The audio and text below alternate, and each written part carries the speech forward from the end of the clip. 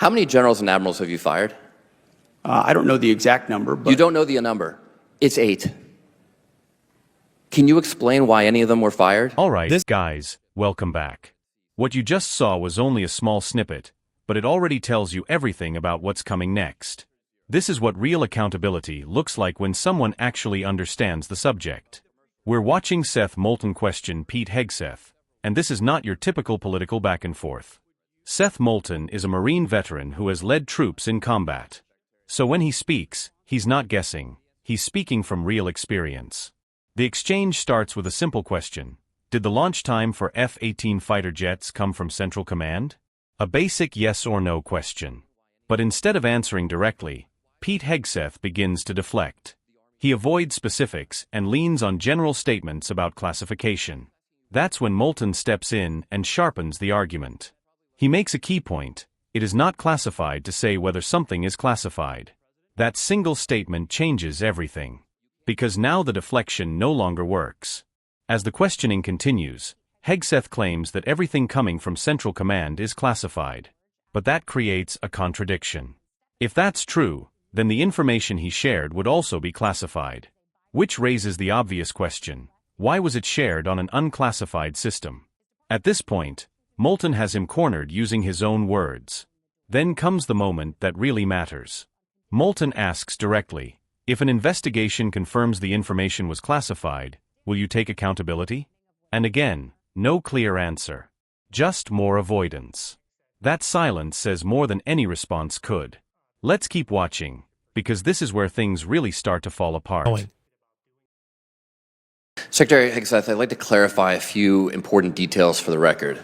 When you texted the launch time for F-18s going into combat over enemy territory facing anti-aircraft missiles on an unclassified signal chat, did that launch time come from Central Command, yes or no? I know what you're referring to, and there were no It's a very simple question. Did it come from? It's a very or, simple question. Did it come from Central Command? Well, in this committee, no way in which I communicate or what I communicate on a successful strike is something that I would share.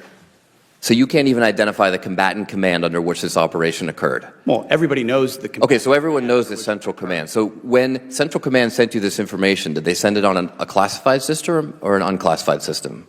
Well, as you know, having served yourself, any way that the Secretary of Defense communicates or provides information in and of itself is classified and not to be discussed. So what was the classification marking of the launch time when it was sent to you? Because DoD regulations require information on classified systems to be marked.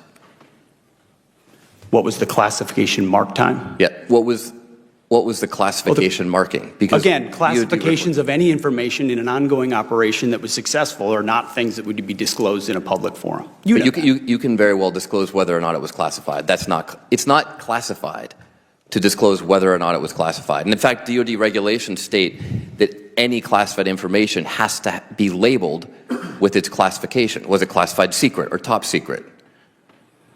What's not classified is that it was an incredibly successful mission against the Houthis. Okay, so it was classified. So are you trying to say that the information was unclassified? I'm not trying to say anything. Okay, that's what I thought. You're not saying that.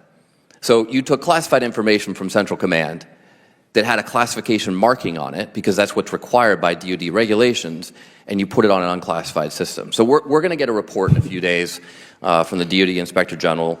And if the DoD Inspector General finds what is pretty obvious, both to you smiling there in the witness seat and to all of us up here, that the information was, in fact, classified, do you plan to take any accountability for that? As I pointed out at the time... you said that accountability is back. Does that not apply to you? As I said at the time, Congressman, there were no names, targets, locations, units, routes, sources, methods, no classified information. Okay, so if it comes back that it is classified, will you take accountability or not?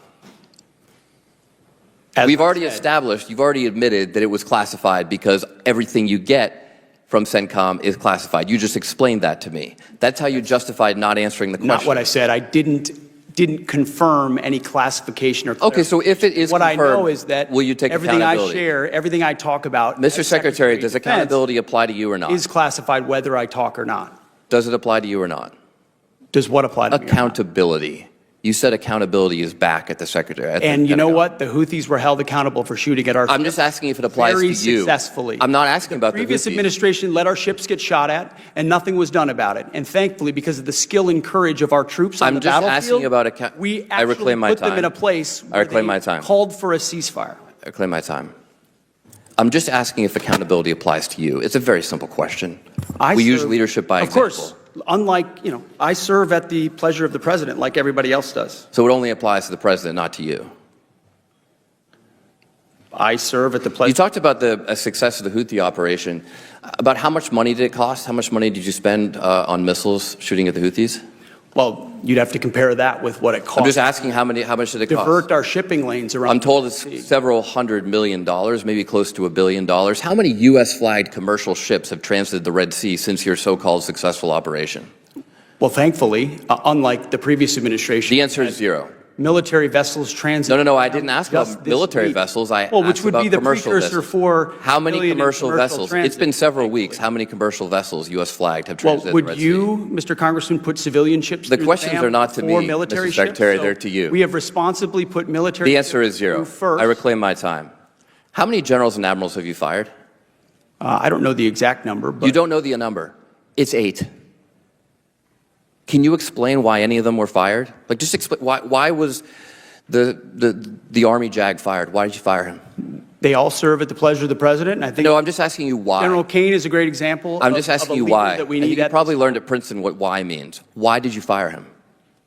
They serve at the pleasure of the president, and we Why want better did you representation fire in him? each and every of those. You can't each and explain every why one you of those fired any of places. them? Defense Secretary Pete Hegseth fired the Army's top officer, Randy George, asking him to put in his retirement papers and step aside effective immediately, according to a DOD official. George is a Biden nominee who had more than a year left in his 4-year term as Army Chief of Staff. His departure comes as the Washington Post reports 2 other Army generals have been shown the door. That's according to 2 defense officials who spoke on condition of anonymity. Want to bring in Washington Post Pentagon reporter Dan Lamothe. Dan, what's your understanding of what's happening here? Secretary Hegseth has had an interest in kind of turning over the senior military leadership for some time here. He's been very pointed about doing so. He has not always explained why he's doing so. And there's a lot of frustration within the Army over that, particularly as not only these 3 gentlemen, but also several other names last year had presumed promotions that were blocked by Secretary Hegseth. In some cases, they would have become 4-star generals or taken on different 4-star general roles. Those positions also were blocked. So it's kind of a part of a larger pattern here. Yeah, I was going to say none of this is happening in a vacuum because Hegseth has now removed more than a dozen senior military leaders from their positions, including all but 2 joint chiefs. You can see their names and faces on the screen. What's the impact of that, especially in the midst of an ongoing war with Iran? I think the impact really is cumulative at some effect. The military is built where any one leader probably can be replaced, and within a short period of time, the military can move forward. But when you start taking out many leaders, multiple services, multiple joint chiefs, there's a cumulative effect to that where you start wondering how much institutional knowledge has been lost, how many points of contact that these generals have where they can reach back to allies, partners, adversaries, and affect change in a crisis. Yeah, there's a reason that experience matters, especially in roles like this when the stakes are so high. And the stakes are so high given the news that we've been reporting over the course of the past hour. I wonder what you're hearing from your Pentagon sources about this search operation for an American pilot in Iran. If you have any sense of what led to that jet going down, too. I don't at this point. I would note we did have fighter jets that went down earlier in the conflict. In that case, they landed in Kuwait. Everybody was safe. This is a very different set of circumstances here with it being in Iran, potentially adversaries coming after the personnel down on the ground. I mean, there's a full crisis in the moment here to try and get these people back as quickly as possible. Now let's break down what happened in the full exchange. Because this wasn't just a heated moment, it was a detailed takedown. Seth Moulton methodically walks through every issue, step by step. First, the classification issue. He forces Pete Hegseth into a position where his own statements contradict each other. On one hand, everything from Central Command is classified. On the other hand, he refuses to confirm whether the specific information was classified. That contradiction becomes impossible to ignore. Then the conversation shifts to accountability. Moulton presses him again and again. Does accountability apply to you? But instead of answering directly, Hegseth avoids the question and redirects the conversation. For many viewers, that becomes one of the most telling moments of the exchange. Then comes the issue of cost. We're talking about hundreds of millions, possibly close to $1 billion, spent on military operations. And yet, according to the discussion, 0 U.S.-flagged commercial ships had resumed transit in the Red Sea. That raises a serious question about effectiveness. Was the operation actually successful? Or just expensive? Then the focus shifts again, this time to leadership decisions. Moulton asks about the firing of senior military officials. 8 generals and admirals. A major move. But when asked to explain why even one of them was removed, Hegseth cannot provide a clear answer. He repeats the same line, they serve at the pleasure of the president. But that doesn't explain anything. It avoids the core question. By the end of this exchange, the contrast is clear. Seth Moulton asks structured, informed, and precise questions. Pete Hegseth struggles to give direct answers. And that's what makes this moment stand out. It's not about politics. It's about accountability, clarity, and leadership under pressure. So what do you think? Was Seth Moulton asking the right questions? Or did he push too far? Drop your thoughts in the comments below. And don't forget to like and subscribe for more breakdowns like this.